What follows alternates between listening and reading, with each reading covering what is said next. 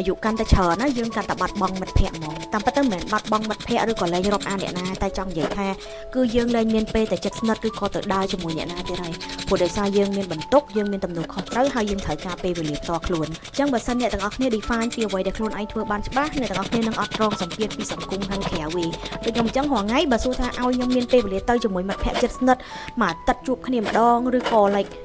ចេញពីធ្វើការទៅអង្គុយជួបគ្នាត្រូវនិយាយទៅចាំបាច់ត្រូវតែជួបគ្នាគឺអត់មានទេអ្នកនរគ្នា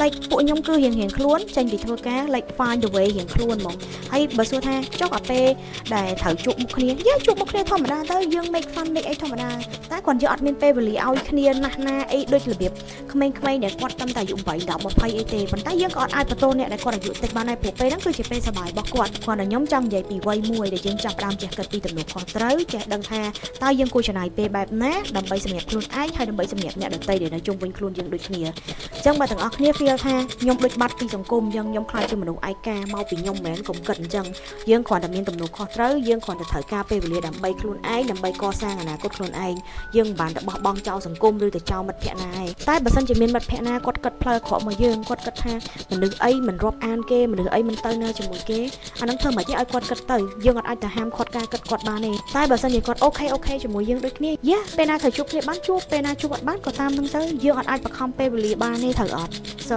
make it easy